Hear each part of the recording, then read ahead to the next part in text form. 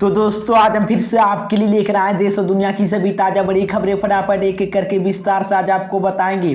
तो वीडियो को अंत तक जरूर देखें दोस्तों। वीडियो बनाने में हमें काफी मेहनत लगी है, तो वीडियो को दिल से लाइक कर दें। जी हाँ दोस्तों, पहली खबर में आपको बता दी कि तवंग मामले में सांसद में तगड़ा हंगामा, विपक्ष के सदस्यों ने राज्यसभा में किया वॉकआउट। तो वहीं आपको बताएंगे दोस्तों कि कांग्रेस में शामिल हो सकता है रघुराम राजन। भारत जोड़ो यात्रा में राहुल गांधी के साथ कदम से कदम मिलाकर चले मोदी की बड़ी मुश्किलें। तो वहीं आपको बताएंगे दोस्तों कि महाराष्ट्र कर्नाटक सीमा विवाद को लेकर अमित शाह ने दिया बड़ा बयान। तो वहीं आपको बताएंगे दोस्तों कि मिशन मेघालय को लेकर ममता बनर्जी ने बीजेपी पर बोला बड़ा हमला। तो वहीं आपको बताएंगे दोस्तों कि कर्नाटक विधानसभा चुनाव में AMIM 15 सीटों पर उतारेंगे उम्मीदवार, किया बड़ा ऐलान।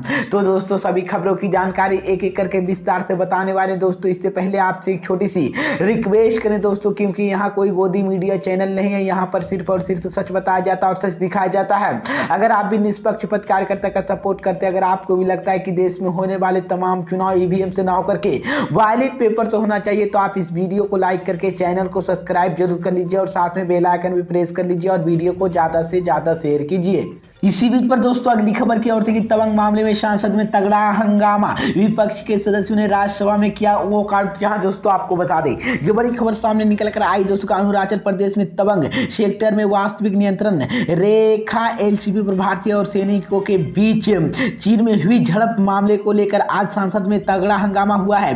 विपक्ष इसी मुद्दे पर चर्चा की मांग पर अड़ा हुआ है और दरअसल अरुणाचल प्रदेश तवंग में भारत चीन सैनिकों की झड़प के मुद्दे पर रक्षा मंत्री राजनाथ सिंह ने सांसद में कल बयान दिया था कि उन्होंने कहा था कि भारतीय सैनिकों ने चीन की सैनिकों को LAC के खदेड़ दिया था और रक्षा मंत्री के बयान में अंतुष्ट कांग्रेस का दोनों सदस्यों के वॉकआउट कर दिया गया। वहीं पर NCP सांसद फैजैया खान आज ने राज्यसभा में चीनी अतिक्रमण का मामला उठाया और कहा कि यह मसला राष्ट्रीय सुरक्षा के जुड़ा मसला है, इसे उठाने की इजाजत दी जानी चाहिए।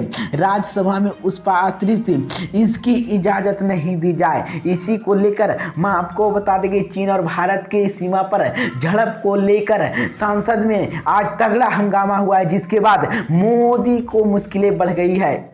इसी बीच पर दोस्तों अगली खबर की ओर से कि कांग्रेस में शामिल हो सकता है रघुराम राजन। भारत जोड़ो यात्रा में राहुल गांधी के साथ कदम से कदम मिलाकर चले। जी हां दोस्तों, आपको बता दें ये बड़ी खबर सामने निकल कर आई दोस्तों कि कन्याकुमारी से चलकर राजस्थान पहुंची कांग्रेस की भारत जोड़ो यात्रा में बुधवार को भारतीय रिजर्व बैंक की पूर्व गवर्नर रघुराम राजन भी शामिल हुए। इस दौरान वो राहुल गांधी के साथ कदम से कदम मिलाकर चलते हुए दिखाई दे रहे हैं। भारत जोड़ो यात्रा शुरू होने के बाद इस यात्रा में कई ऐसे लोग शामिल हुए जो कांग्रेस पार्टी के सदस्य नहीं है और बुधवार को रघुराम राजन ने भारत जोड़ो यात्रा में शामिल होने के बाद सवाल उठाता है कि क्या रघुराम कांग्रेस पार्टी में शामिल हो सकते हैं। दरअसल रघुराम राजन ने केंद्र की नरेंद्र मोदी सरकार की कई नीतियों को आलोचना कर चुके हैं और बुधवार को राजस्थान के सभी महत्वपूर्ण में बेड़ी से फिर से शुरू हुई यात्रा, जिसमें राहुल गांधी के साथ पूर्व RBI गवर्नर रघुराम राजन भी चलते हुए दिखाई दे रहे हैं। दरअसल रघुराम राजन ने केंद्र सरकार की मौद्रिक नीतियों को कई बार आलोचना कर चुके हैं। इस दौरान राहुल गांधी ने इस यात्रा के साथ कांग्रेस के वरिष्ठ नेताओं के साथ भी कार्यकर्ताओं भी चलती हुई दिखाई दे रहे। रघुराम के अलावा राहुल गांधी के सचिन पायलट और प्रतिभा सिंह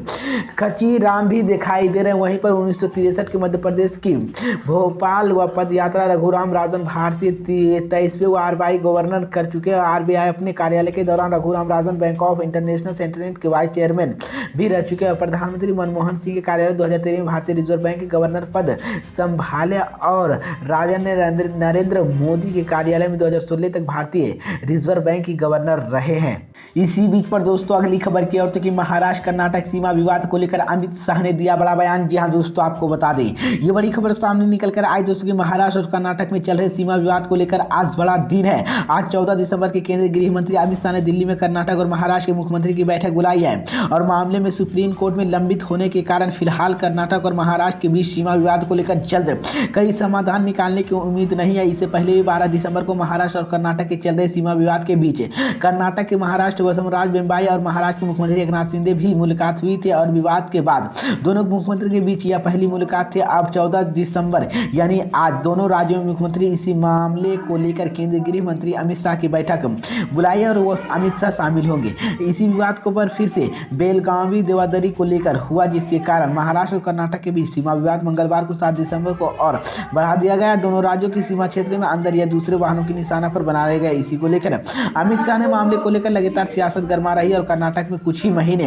विधानसभा चुनाव होने हैं। ऐसे में बीजेपी के लिए बड़ी मुसीबत खड़ी हो सकती है, जिसके बाद मोदी की मुश्किलें बढ़ गई। अमित शाह ने यह बड़ा बयान दे दिया है। इसी बीच पर दोस्तों अगली खबर क्या होती है कि मिशन मेघालय को लेकर ममता बनर्जी ने बीजेपी पर बोला बड़ा हमला। जी हां दोस्तों, आपको बता दें ये बड़ी खबर सामने निकल कर आई दोस्तों कि मेघालय में 2027 में होने वाले विधानसभा चुनाव को लेकर पश्चिम बंगाल के सीएम ममता बनर्जी ने तैयारी शुरू कर दी है। उन्होंने राज्य के दौरान बीजेपी पर निशाना साधते हुए कहा कि आओ विकास के साथ पर चलते हैं। पश्चिम बंगाल के मुख्यमंत्री ममता बनर्जी ने शिवलिंग में बीजेपी पर सियासी हमला करते हुए कहा कि जाति और धर्म के आधार पर क्यों बांटा जाए, आइए विकास के पाथ पर साथ चले। और साथ ही उन्होंने आरोप लगाया कि केंद्र की मोदी सरकार की मेघालय और पूर्वोत्तर राज्य की अनदेखी की है। उन्होंने कहा कि पश्चिम बंगाल की सीएम ममता बनर्जी ने वादा किया कि मेघालय में सरकार आने पर प्रत्येक परिवार को महिलाओं को हर महीने तक 1000 रुपये देंगे।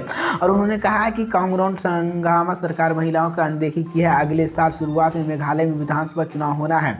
इसी को लेकर ममता बनर्जी ने टीएमसी की तैयारी शुरू कर दी है। और पश्चिम बंगाल की सीएम ममता बनर्जी ने पिछले महीने असम मेघालय सीमा और झड़प पर जान गंवाने को लोगों के परिवहन के 5-5 लाख रुपये दिए थे। इसी बीच पर दोस्तों अगली खबर क्या होती है कि कर्नाटक विधानसभा चुनाव में एएमआईएम 15 सीटों पर उतारेगी उम्मीदवार, किया बड़ा ऐलान। जी हां दोस्तों, आपको बता दें ये बड़ी खबर सामने निकल कर आई दोस्तों कि कर्नाटक में अगले साल यानी कि 2023 में होने वाले विधानसभा चुनाव को लेकर अभी से सियासत पारा चढ़ा हुआ है। एएमआईएम के प्रमुख असदुद्दीन ओवैसी ने दिसंबर के आखिर कर्नाटक के हुबली दौर पर कर सकते हैं। एएमआईएम के कर्नाटक उत्तरी हिस्सा में लगभग 13 से 15 सीटों पर चुनाव लड़ने की संभावना है, जो मई की 2023 में पहले होने वाले हैं। बताया जा रहा है कि एमआईएम के विजयपुरा शहर हुबली, धारवाड़ हुबली और वहां पर मध्य हुबली, धारवाड़, पूर्व बेलगाम और उत्तर बिंद्री, यादगिर, रायचूर को लेकर यहां पर कर्नाटक में 2018 की विधानसभा चुनाव के दौरान एएमआईएम के जनता दल के समर्थन दिया था और कर्नाटक में विधानसभा चुनाव के मई 2023 के पहले होने हैं। और कर्नाटक कांग्रेस के नेता भी दिल्ली के पार्टी के मुख्यालय के एकत्रित हुए और आगामी चुनाव की राजनीति बनाने के लिए सोमवार को पार्टी के अध्यक्ष मल्लिकार्जुन खड़गे से मुलाकात की और सभी यहां पर दल अभी भी चुनावी तैयारी में जुट गए हैं। माहौल को देखते हुए असदुद्दीन ओवैसी ने अगले साल होने वाले कर्नाटक विधानसभा चुनाव को लड़ने का मन बना लिया और ओवैसी का मानना है कि वह यहां पर फायदा मिल सकता है। पार्टी की नज़र राज्य में 6.1 करोड़ मुसलमान यानी कि 12% वोट है।